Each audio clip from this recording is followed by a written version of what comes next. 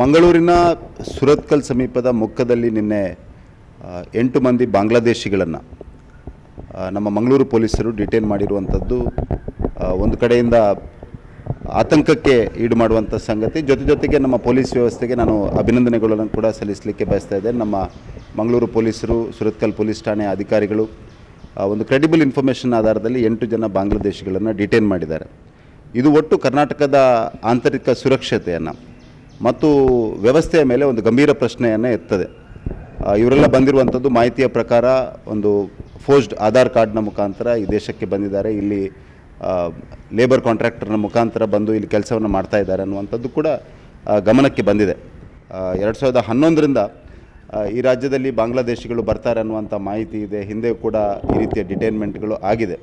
ಆದರೆ ವಿಶೇಷವಾಗಿ SIR ನಡೀತಾ ಇರುವಂಥ ಈ ಸಂದರ್ಭದಲ್ಲಿ ಒಂದು ಕಡೆಯಲ್ಲಿ ಕಾಂಗ್ರೆಸ್ ಸರ್ಕಾರ PRC ಪರ್ಮನೆಂಟ್ ರೆಸಿಡೆಂಟ್ ಸರ್ಟಿಫಿಕೇಟನ್ನು ಕೊಡ್ತೇವೆ ಅನ್ನುವಂಥ ಘೋಷಣೆಯನ್ನು ಮಾಡ್ತಾ ಇರುವಂಥದ್ದು, ಮತ್ತೊಂದು ಕಡೆ ಈ ರೀತಿಯ ಬಾಂಗ್ಲಾದೇಶಿಗಳ ಡಿಟೈನ್ಮೆಂಟ್ ಆಗ್ತಾ ಇರುವಂಥದ್ದು ಒಟ್ಟು ಸಾರ್ವಜನಿಕ ವಲಯದಲ್ಲಿ ಮತ್ತು ಜನರಲ್ಲಿ ಒಂದು ರೀತಿಯ ಆತಂಕದ ವಾತಾವರಣವನ್ನು ನಿರ್ಮಾಣ ಮಾಡ್ತಾ ಇದೆ.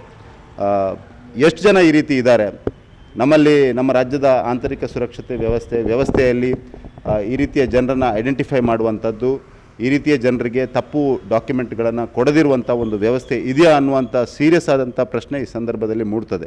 ರಾಜ್ಯದ ಗೃಹ ಇಲಾಖೆ ಮತ್ತು ಸಚಿವರು ಕೇವಲ ಹೇಳಿಕೆಗಳನ್ನು ಕೊಡುವುದರಲ್ಲಿ ನಿರತರಾಗಿದ್ದಾರೆ.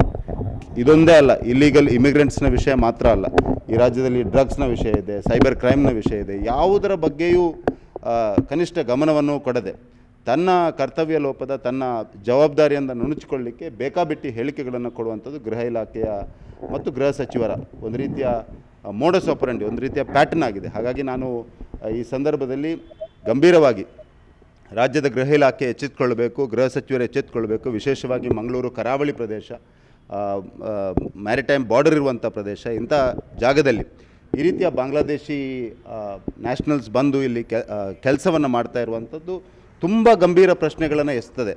ಇಲ್ಲಿರುವಂಥ ಡ್ರಗ್ ಮಾಫಿಯಾದಲ್ಲಿ ಈ ರೀತಿಯ ವ್ಯಕ್ತಿಗಳು ಒಳಗೊಂಡಿದ್ದಾರೆ. ಇನ್ಯಾವ್ಯಾವ ರಾಷ್ಟ್ರದ ಜನರು ಇಲ್ಲಿ ಬಂದು ಆಧಾರ್ ಸರ್ಟಿಫಿಕೇಟ್ಗಳನ್ನು ಮಾಡಿಕೊಂಡು ಬೇಕಾಬಿಟ್ಟಿ ಕುಲ್ಲ ಓಡಾಡ್ತಾ ಇದ್ದಾರೆ ಅಂದರೆ ಒಂದು ವ್ಯವಸ್ಥೆ ನಿರ್ಮಾಣ ಆಗಿದೆಯಾ? ಗೃಹ ಇಲಾಖೆ ಇದರ ಬಗ್ಗೆ ಸೀರಿಯಸ್ ಆಗಿದೆಯಾ? ಪೊಲೀಸ್ ಇಲಾಖೆಯನ್ನು ಎಚ್ಚೆತ್ತಿದೆಯಾ? ಇದಕ್ಕೊಂದು ವ್ಯವಸ್ಥೆ ನಿರ್ಮಾಣ ಮಾಡಿ. ಈ ರೀತಿ ಹಲವು ಪ್ರಶ್ನೆಗಳು ಉದ್ಭವ ಆಗ್ತದೆ. ಈ ಸರ್ಕಾರದ ಮೇಲೆ ನಮಗೇನು ಭಾರಿ ಭರವಸೆ ಇಲ್ಲ. ನಾನಾಗಲೇ ಹೇಳಿದಾಗೆ ಅಧಿಕಾರಿಗಳ ಕಾರಣಕ್ಕೆ, ಇಲ್ಲಿಯ ಪೊಲೀಸ್ ಕಮಿಷನರ್ ಮತ್ತು ಸುರತ್ಕಲ್ನ ಪೊಲೀಸ್ ಇನ್ಸ್ಪೆಕ್ಟರ್ನ ಕಾರಣಕ್ಕೆ ಈ ವ್ಯವಸ್ಥೆ ಹೊರಗೆ ಬಂದಿದೆ. ಆದರೆ ಸರ್ಕಾರದೊಂದು ಪಾಲಿಸಿ ಇಲ್ಲ, ಸರ್ಕಾರ ಒಂದು ವ್ಯವಸ್ಥೆ ಇಲ್ಲ, ಸರ್ಕಾರ ಇದನ್ನು ಒಂದು ಪ್ರಯಾರಿಟಿಯಾಗಿ ತೆಗೆದುಕೊಳ್ಳದೇ ಇರೋದು ಕಾರಣಕ್ಕೆ ಈ ರೀತಿ ಬೇಕಾಬಿಟ್ಟಿ ನಡೀತದೆ. ನಾನಾಗಲೇ ಹೇಳಿದಾಗೆ ಒಂದು ವ್ಯವಸ್ಥಿತ ಜಾಲವೇ ಇದರ ಹಿಂದೆ ಇರ್ತದೆ ಅನ್ನುವಂಥದ್ದು ನನ್ನ ಭಾವನೆ. ಯಾಕೆಂದರೆ ಇಷ್ಟೊಂದು ಜನ ಸುಲಭವಾಗಿ ಬಂದು ಮಂಗಳೂರಿನಲ್ಲಿ ಇಲ್ಲಿ ಬಂದು ಕೆಲಸ ಮಾಡಲಿಕ್ಕೆ ಸಾಧ್ಯ ಇಲ್ಲ. ಇವತ್ತು ಚಿಕ್ಕಮಗಳೂರಿನ ತೋಟದಲ್ಲಿ ಬಾಂಗ್ಲಾದೇಶಿಗಳಿದ್ದಾರೆ ಅಂತ ಹೇಳ್ತಾರೆ, ಮಂಡ್ಯದಲ್ಲಿ ನಮಗೆ ಸಿಕ್ಕಿದೆ, NIA ಡಿಟೆಕ್ಟ್ ಮಾಡಿದೆ. ಈ ರೀತಿ ಹಲವು ಇದಾಗಿದೆ.